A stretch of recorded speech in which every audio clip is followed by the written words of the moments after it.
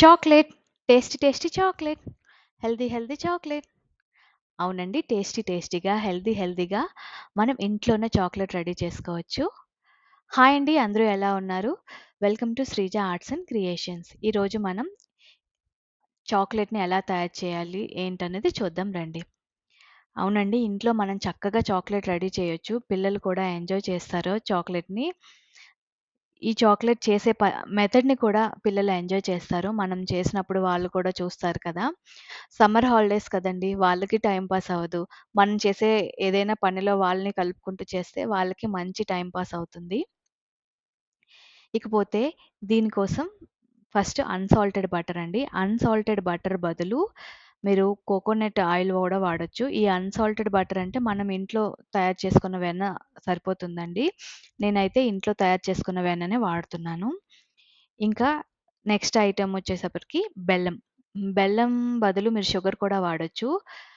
షుగర్‌ని పౌడర్ చేసుకొని వాడాలి. నేనైతే బెల్లం పౌడర్ వాడుతున్నాను. నాకు ఇంట్లో అదే అవైలబుల్‌గా ఉంది. మన ఇంట్లో ఉన్న బెల్లాన్ని కూడా వాడుకోవచ్చు తురుముకొని. ఇక నెక్స్ట్ కోకో పౌడర్. ఈ కోకో పౌడర్ బదులు డార్క్ చాక్లేట్ కూడా వాడుకోవచ్చు. చక్కగా తురిమేసి వాడుకోవచ్చు. ఇప్పుడు ఫస్ట్ బెల్లాన్ని ఈ 3 1 కప్ తీసుకుంటున్నానండి. ఈక్వల్ రేషియోలో తీసుకుంటున్నాను. ఫస్ట్ బెల్లాన్ని తీసుకొని చక్కగా జల్లించుకోవాలి. దానిలోనే మనం కోకో పౌడర్‌ని కూడా జల్లించి కలిపి పక్కన పెట్టుకోవాలి. నెక్స్ట్ స్టవ్ మీద పెనం పెట్టి దానిలో కొంచెం వాటర్ వేసి, ఆ వాటర్ పైన బౌల్ పెట్టాలండి.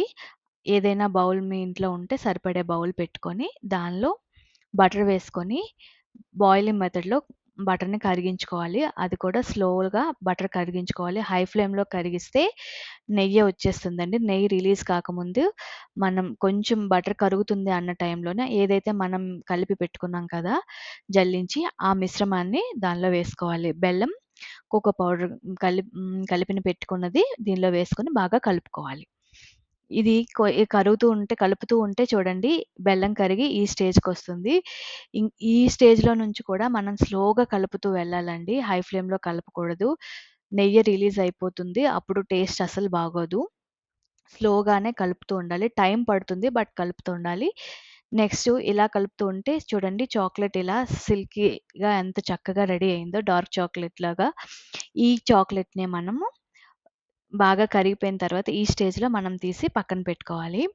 ఇప్పుడు బయట మార్కెట్‌లో చాక్లేట్ మౌల్డ్స్ అనేవి దొరుకుతుంటాయి కదా! ఈ చాక్లేట్ మౌల్డ్స్‌లో మనం ఏదైతే రెడీ చేసి పెట్టుకున్నామో ఇవన్నీ దానిలో ఫిల్ చేసుకొని ఫ్రిడ్జ్‌లో మనం 4 అవర్స్ అయినా ఫ్రిడ్జ్‌లో పెట్టి పక్కన పెట్టేయాలి. 4 అవర్స్ తర్వాత తీసి ఇలా డీమోల్డ్ చేసుకుంటే చూడండి ఎంత చక్కగా షేపొచ్చింది. టేస్ట్ కూడా చాలా బావుందండి. నేనైతే పిల్లలు ఈ టేస్ట్‌ని ఎంజాయ్ చేయరేమో అనుకున్నాను. బెల్లం వేశాను కదా! బయట షుగర్ పౌడర్ ఏస్తారు కదా! బెల్లం వేశాను నచ్చదేమో అనుకున్నాను. బట్ వాళ్ళు చాలా బాగా ఎంజాయ్ చేశారు. మీరు నమ్మరు ఈ కప్పుడు చాక్లెట్స్ హాఫ్ ఎన్ అవర్‌లో మొత్తం ఫినిష్ చేసేసారండి.